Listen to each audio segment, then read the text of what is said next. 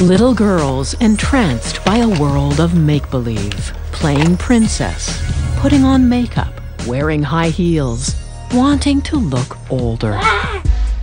But not this kind of older. Controversy rages over sexualization of little girls. From hit TV shows, to high fashion spreads in Vogue, to amateur dance sensations on YouTube, little girls are strutting their stuff before they even have any stuff. Little girls are going from toddlers to teenagers with just about nothing in between. The desire to look older, younger is what's fueling the tween market.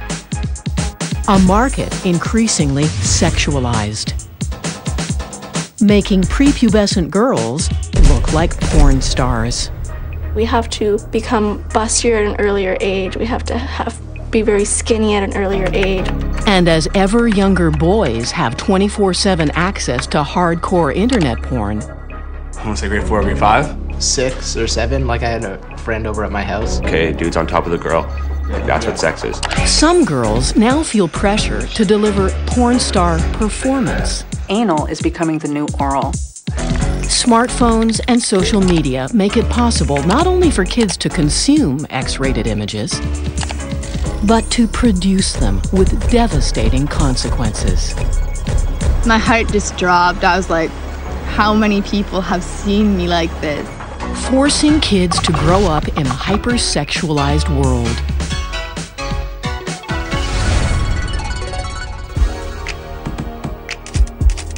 These images are unsettling. For some, even titillating. Somehow, sexualized children have become part of our culture. Somehow, letting 11-year-olds dress like this has become okay. Who'd actually let their kid walk out the door like that? Well, millions of parents, because this clothing sells.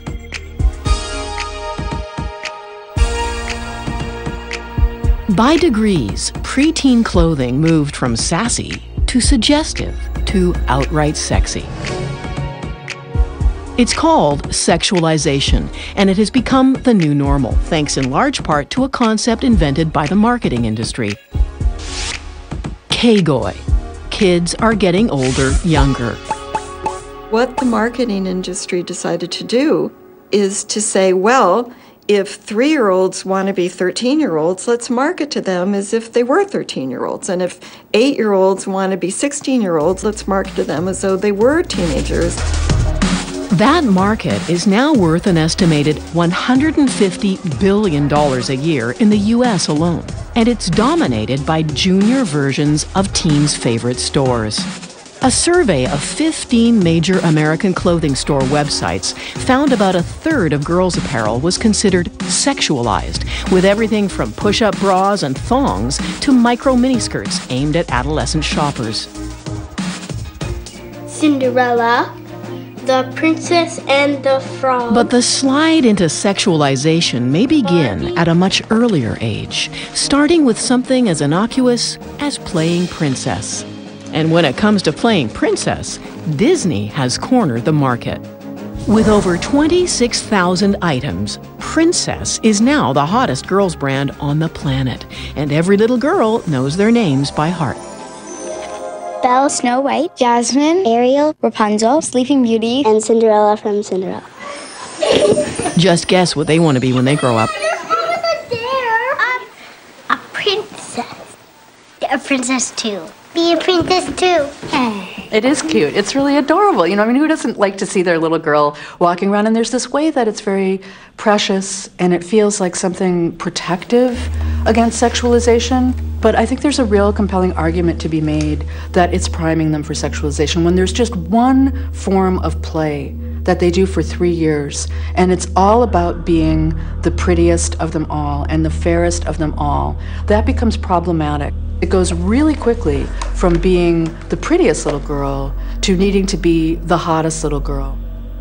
And its emphasis is over and over on beauty, on externals, on your defining yourself through how you look to others. And that primes girls and pushes them towards the hypersexualization that happens at an older age. That older age is now about 7. That's when girls get bored with Princess Barbie and beg for dolls with attitude. So first we had the Bratz dolls that had the big pouty lips that are highly glossy, and they had those heavy eyeshadows, and they had, tiny little skirts, and they looked, really, Barbie seems quaint by comparison. These dolls look like little Sesame Street walkers. And if Bratz dolls aren't racy enough, consider the dolls from Monster High. They go beyond Barbie, they go beyond the Bratz dolls. They're more anorexic looking, they are more sexualized than even the dolls were before. And, as you know, the Bratz dolls were really pretty bad to begin with. Bye. Even under the watchful eye of parents, toy manufacturers and marketers have a captive audience. Federal law now allows advertisers to market directly to kids on television with very few restrictions. And those restrictions disappear on the internet, where most 6-year-olds navigate freely to their favorite toy sites. Children can be targets for marketing any time of day or night, and marketers can bypass parents as they've never been able to before. It's going to be dolls, it's going to be books, it's going to be a movie, it's going to be a TV show, it's webisodes, it's clothing, it's accessories. The American Psychological Association has been tracking the impact of this avalanche of sexualized toys and clothing on girls. According to the APA's landmark study, as girls hit the teen years, the damage mounts. There were strong associations with negative health outcomes, mental health, depression, self-esteem. Sexualization was associated with more risk-taking, lack of condom use. Marketers now even sell stupid as sexy. For example, the Be Stupid campaign by Diesel Jeans. Some of the campaign's most controversial billboard images have been banned in Britain. At the core of concern about sexualization, just as girls hit puberty, they start seeing themselves as objects of someone else's needs and desires. We learn how to sexualize ourselves, and it makes us very, very self-conscious all the time because we're thinking about what we look like all the time.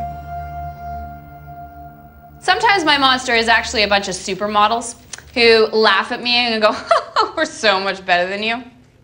In British Columbia, the iGirl workshop tries to help girls fight sexualization.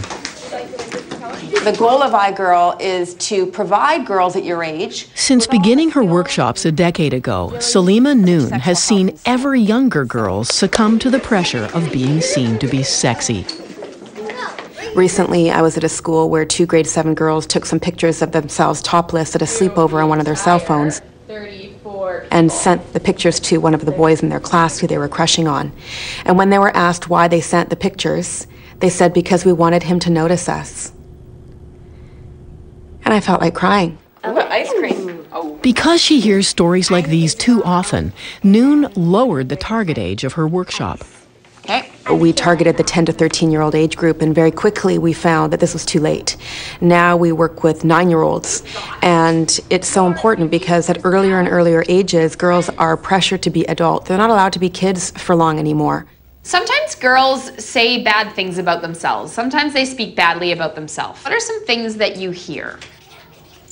Oh, I'm not skinny enough. So more and more, our girls are feeling pressure to be adults. And that pressure only increases with technology, as devices designed for adults, like smartphones, are now being used by kids as young as 9.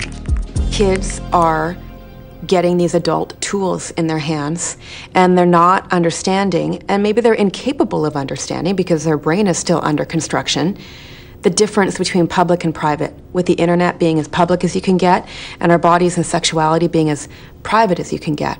Every time you look at your phone, there's someone sexting you, and you can tell them to stop, but there's no way you can make them stop, right? It's more difficult to handle it, almost, because you can't get away from it. 16-year-old Emily and her sister, 13-year-old Chloe, are trying to navigate their way through an X-rated culture. And that concerns their mom, Kim. I don't know, she looks like they're bombarded with it. It's in every fiber of their social life. Part of the problem is they're not even understanding what it is. They're not understanding that they're being carried along in this wave of being sexualized. She should know. Back in the 80s, Kim could have been the poster girl for sexualization as a popular Sunshine Girl pinup in the Winnipeg Sun. Here's the picture. Yeah, I totally did it for attention. You know, if you get put in a paper and a magazine and everybody's going to look at you, you're popular, you're famous, that kind of thing. She's hoping her daughters don't follow in her footsteps, so every chance she gets, she points out sexualized content in pop culture.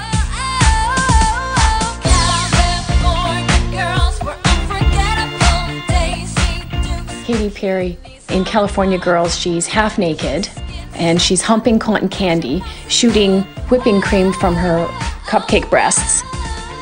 And I always say to my girls, you don't see Bono in a G-string humping cotton candy to sell his music. This is the first time ever you would be in a room full of people and they would all know who a so-called porn star is.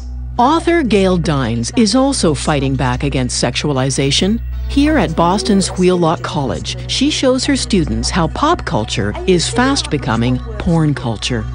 Squeaky clean Hannah Montana, Miley Cyrus is aging out of Disney. What's she going to do? She has to be visible in a society populated by Lady Gaga, Beyonce, Rihanna, all of those. They came out with this. And this marked the beginning of the reshaping of Miley Cyrus. This is the controversial Tween Angel Vanity Fair photo shoot that transformed Cyrus from Disney to diva. These photos of Cyrus, who was 15 at the time, became the flashpoint in the debate over sexualization. And of course the image with her father. Would you like to sit like that with your father? The S&M gear and the hypersexualized look. Now when you look at Miley Cyrus, what you see is someone who fits in seamlessly with the hypersex society. And remember, to be visible, you have two choices in a hypersexualized society. You're either fuckable or invisible. If you're 13 today and you are an adolescent needing to figure out what it means to be female, and you're going to sift through all that's on offer by the culture, you only have one way of being female, the kind of Britney Spears, Paris Hilton image, which is this hypersexualized view. You have to either buy into that image or you're going to choose invisibility for yourself. And you know what? It is developmentally out of step with adolescents to choose invisibility. You're in the band room dancing and then we cut to you dancing somewhere else, then we cut back. In the media studies class at Chattelich High School in Sechelt, BC, these girls are making their own music video, emulating their idol, Miley Cyrus. It's a party in the USA. What's up, guys? It's Miley. Just want to say hello to everyone. I don't know if you guys... Like millions of teens, Miley connects using a webcam, creating a kind of friend-like intimacy with her legions of fans. Their idol may look more like a porn star than a pop star, but that doesn't seem to bother them. They're not particularly shockable. Their tolerance for sexual imagery is very, very high. I suppose the question that arises in anyone's mind, whether you're a parent or a teacher or in the minds of some young people, is should there be a level of shockability? Miley just got Twitter, so every day I have her tweet sent to my phone, which is over there, and she I don't know, she said she wasn't feeling well today, but all of her fans tweet her, and they're just like, get better, Miley, and I don't know, it's cool. That's a tricky one. Now the challenge is more how to get kids to think critically about something that is very much part of their world, very much bound up within their sense of community, and even within their sense of their bodies, their friendships, their relationships in their world. So there isn't that distance anymore between the media event and the viewer's experience of that event. And so, girls don't see anything wrong with coming to school dressed much like their idols. It's no news to anybody working in, particularly in high schools, that the girls are often showing up. And, you know, the fashions change, things come and go. But the girls are often showing up dressed in a highly sexualized way. Our young girls, their backs are against a wall. There is one way to be female in this culture, and it is a way that sets them up for all sorts of potential abuse. My name's Alexandra. Chloe. Dawn. Callista. I'm 13, 12, 15, 16 years old. and I've been called a slut, A bitch. ugly, hoe, Cunt. whore, a bitch. A bastard. And boys say bad things to me all the time. They don't understand how hurtful the words are. If you stay quiet about it too, you know, they'll just keep picking on you and bugging you. You kind of get used to it after a while, which is the sad thing. It makes me feel bad. It makes me feel pretty bad about myself. As girls are bombarded with images that reinforce their value as sex objects, boys learn that's just how to treat them. They want you to be skinny little waist, perfect body, nice hair. We have to become bustier at an earlier age. We have to be very skinny at an earlier age and look a specific way. And elementary going into high school, because you gotta be perfect. You gotta be that girl that's gonna be standing out and being like, oh, I know her, and you have to be popular. When really you don't have to. You gotta be a kid. With the pressure to look sexy younger comes the pressure to act sexy younger. Showing yourself off as sexually empowered as a performance, which is really what I think, not all, but many young women are doing. Many of them often drunk, certainly in the Girls Gone Wild videos. It really is a performance, and performance is not about your own body. The message? When girl meets boy, it's all about the boy. Well, it says decode his sex style. It's about her finding out how to please him other than him trying to please her. And it's all about him, apparently. Cosmopolitan is probably bought by the tweens market. And really the big issue in Cosmopolitan is how to give him mind-blowing orgasms. If you read Cosmopolitan, you would never know a woman has an orgasm. On this picture, it's the guy on top of the girl. It says, getting on top might prove to be a tussle, but a girl's gotta do. Like, what a girl's gotta do, what a girl's gotta do? In young teen and even preteen circles, that often means oral sex. Boys expect you to be into that. They expect you to be like, well, I expect this of you. And what if you're not comfortable doing that? What if you've never done that before? You don't know how, you've never grown up with it because you're a teenager, you're a child. You shouldn't know all that. But if you're in a relationship and someone's pressuring you to do something like that, if you like the guy, you'll probably do it just for him. And to make him happy. No wonder 20-year-old Vanessa Fraser is so busy these days. As a sex blogger, she became the go-to girl for thousands of teens with questions about sex. Girls to give guys oral sex when they're 13 and 14, there's really no pleasure in it for them other than being the girl that did that, and now this guy might like you or this guy might want to be your boyfriend. The more girls perform for the boys, the less they think about themselves. I talked to one of the top researchers in girls and sexual desire, and what she told me is that increasingly she's seeing that when she asks girls how an experience of arousal felt to them, they respond by telling her how they feel they looked. And she has to tell them that looking good is not a feeling. But when looking good and acting sexy transformed their idols into superstars, teen girls can't help but get the dominant message in mainstream pop culture: act sexy for boys. So what's that say to boys? Boys are completely steeped in this culture where girls' sexuality becomes a performance, and it distorts their view of what they're supposed to want and what they're supposed to look for in a girl. What boys look for now in a girl is often porn star performance. And there's growing evidence they are getting it. We find with teenage girls that 22% report anal sex within the past 60 days. As the pressure to sexualize ever younger girls intensifies, ever younger boys also find themselves inundated with sexual imagery.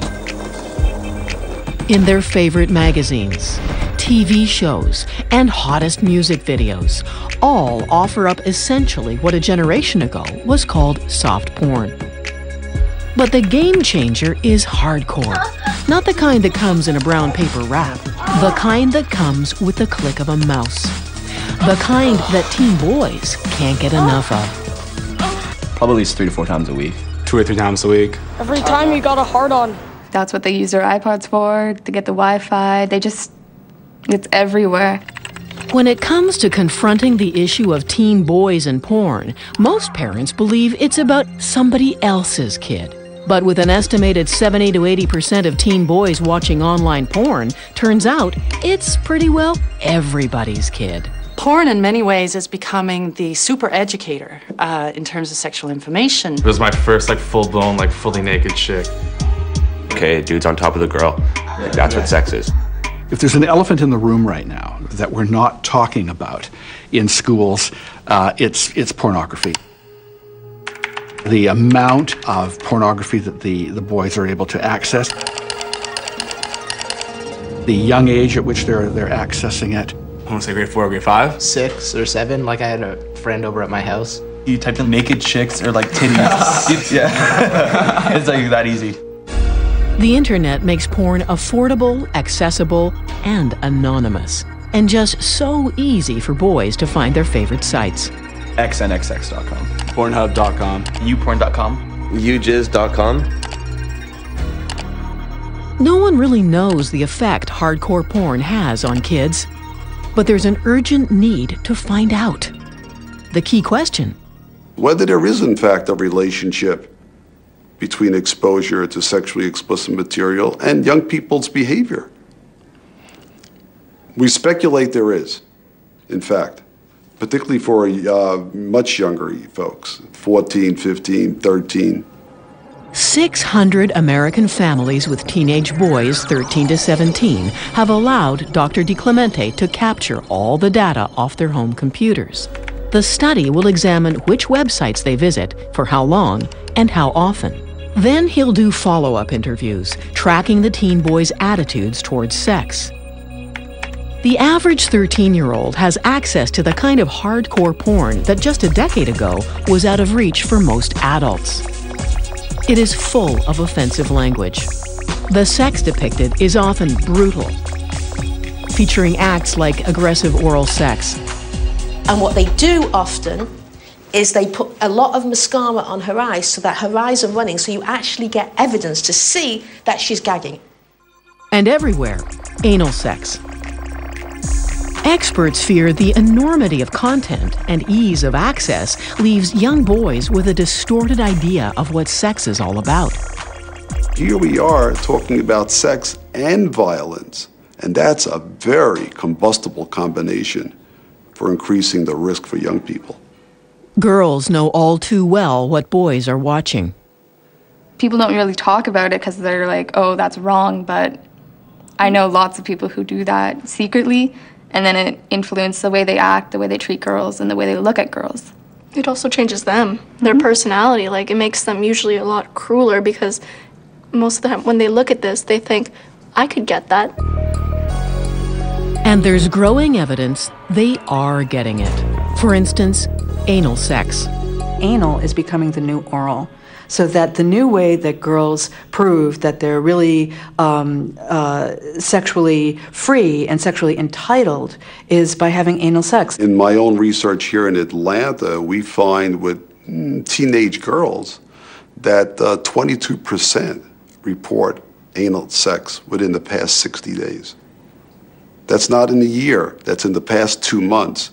Young males and young females who watch porn are seeing that and are seeing the porn stars are enjoying themselves, so obviously I would be enjoying myself as well.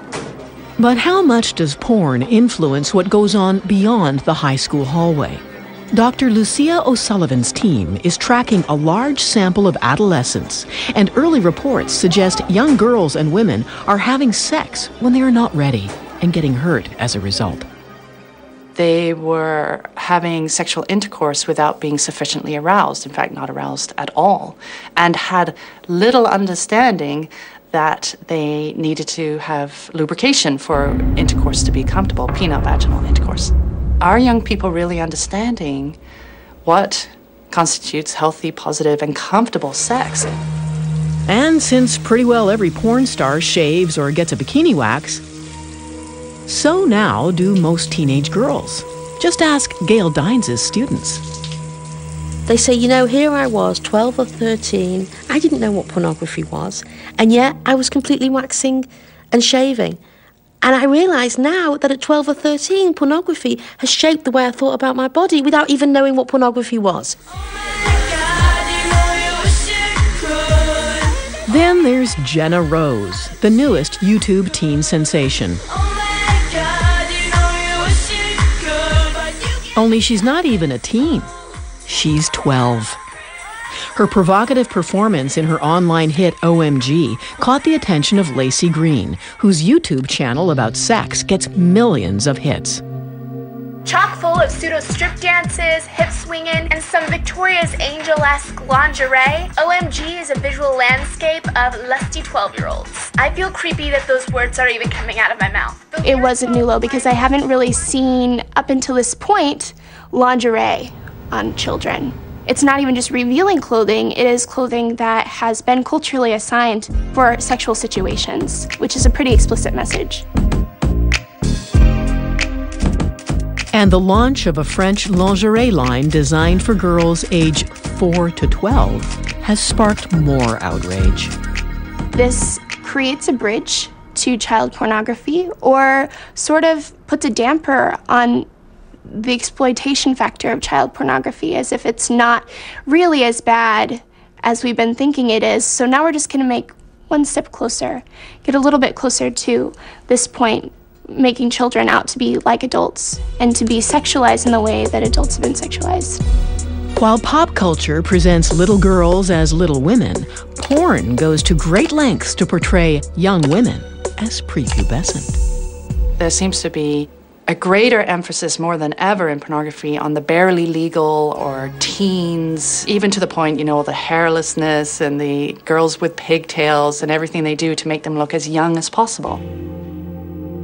It's not only pornographers who sexualize young people. Thanks to smartphones, kids can do it themselves. The boy I was sexting was in grade 8. He thought it would be funny if he'd send it to 10 of his friends. Social media makes it possible not only to consume sexualized images 24/7, but to produce them, with often disastrous consequences for kids.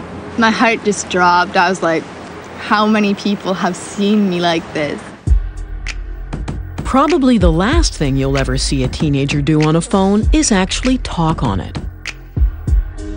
While teenage boys now send about 2,500 texts per month, girls send more than 4,000. That's an average of 135 texts a day. And then there are those who send a few more. My mom checked my last phone bill. I had 70,000 texts received and sent in a month. Most teen girls either text about boys or to boys. Call it today's version of pillow talk. We literally text each other every second since he added me on Facebook. Since Facebook is the place where so many teen relationships begin, social media has made being sexy online as important as it is in person. They are oftentimes now repackaging their representations of themselves to fit the mass-mediated model of beauty, popularity, of sexuality.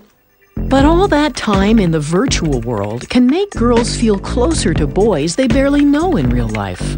Computer-mediated communication tends to accelerate intimacy in a lot of ways. You're not immediately in front of someone, so you're somewhat less self-conscious. So people report feeling very close to someone that they don't know very well, very quickly.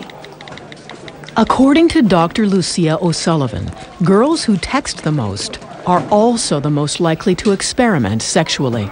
Hypertexters, those were people really in the top 1/4 of texting frequency, had a 4 times greater chance of a number of different sexual experiences a year later than did their same age peers.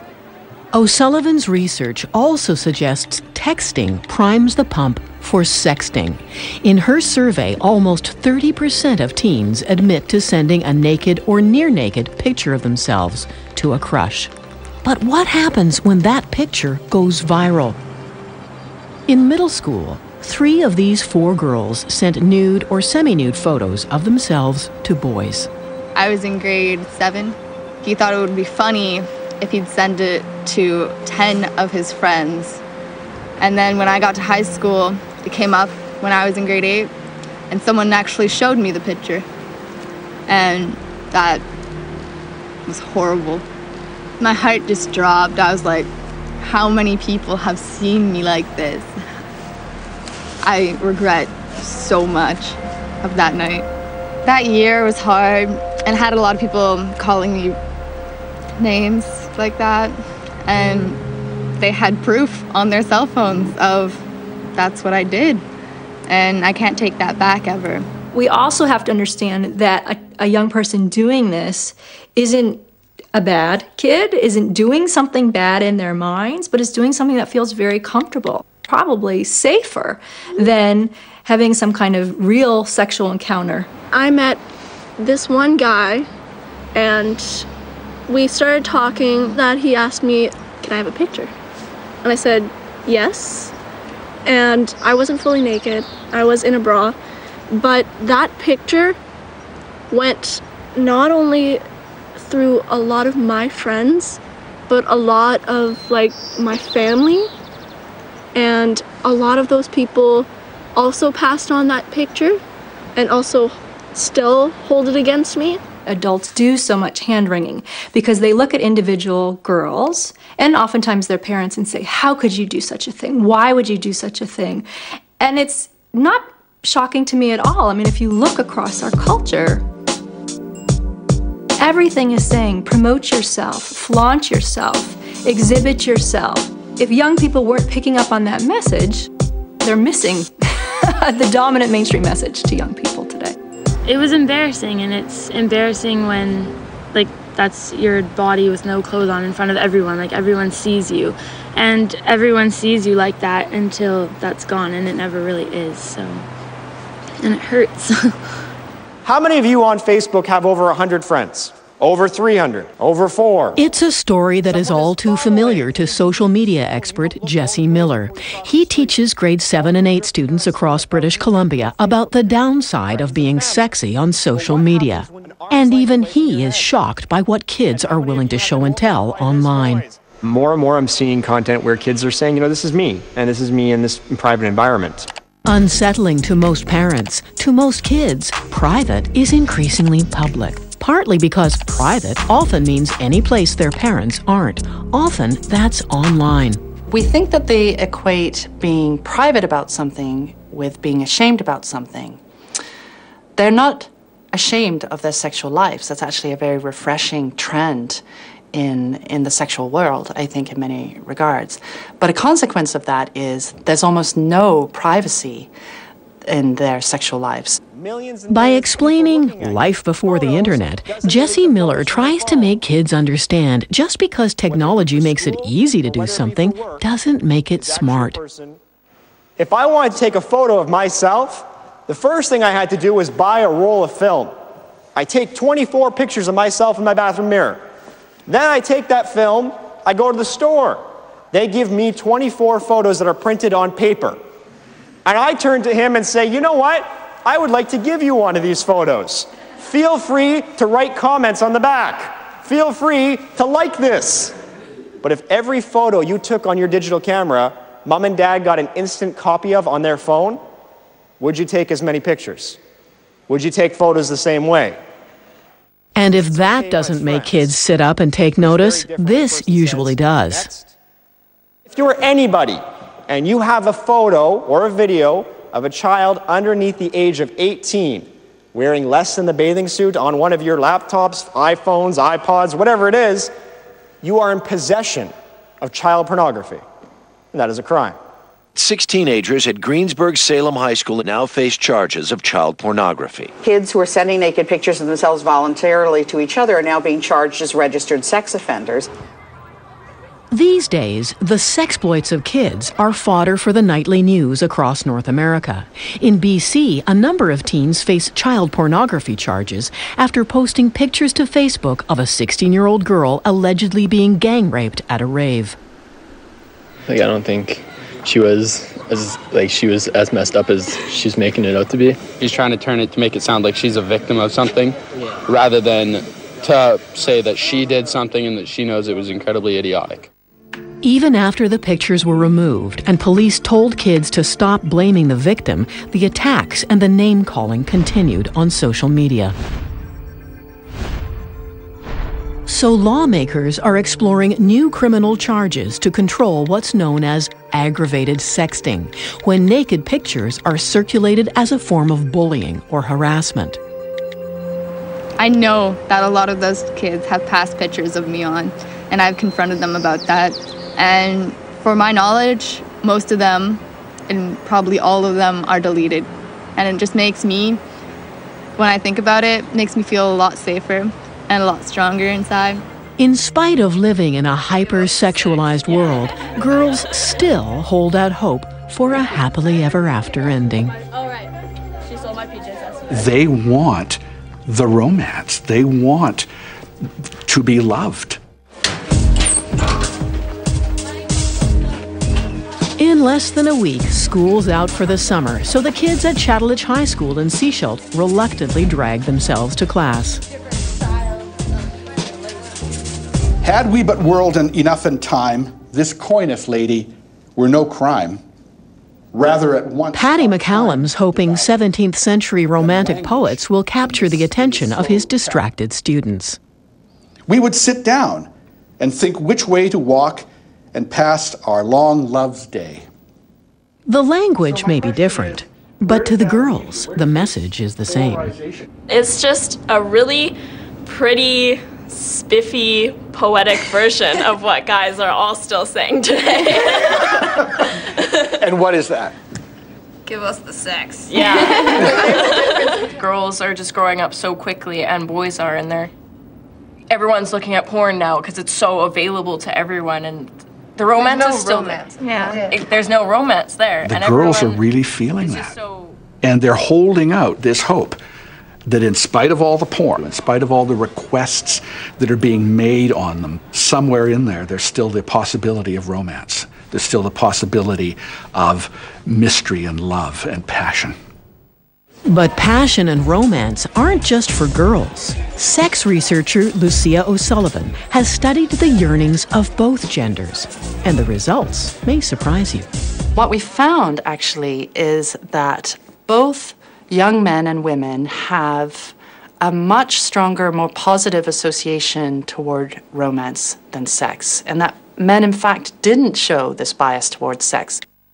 But even if they crave romance, porn may rob them of their ability to enjoy it. I've gotten some phone calls, one from a young man who's now in his 20s, who told me that he used to spend a lot of time watching online pornography. And he says now he can't have a real relationship. I just can't. I just don't get excited.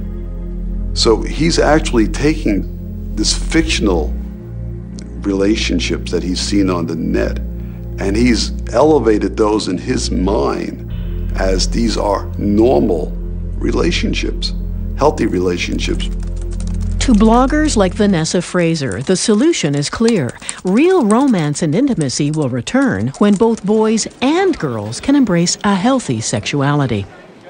We need to teach girls that it's, first of all, that it's okay to want to have sex, that it's totally okay to be enthusiastic. Making that firm decision doesn't make you a slut. It doesn't make you promiscuous. It makes you a woman who's taking charge of her own sexuality. Guilt is a type of shame. It's shame about yourself, your partner, about your relationship, about your experiences. When I was 12, I would have liked to have had a strong communication system about sexuality and relationships with my parents. And I wish that it wasn't so taboo and stigmatized. I wish that I wasn't made to feel so ashamed of it and guilty about it. Very few teenagers are lucky enough to live in a household where there is an open dialogue about sex. Do you feel pressured? Sometimes. To do certain things?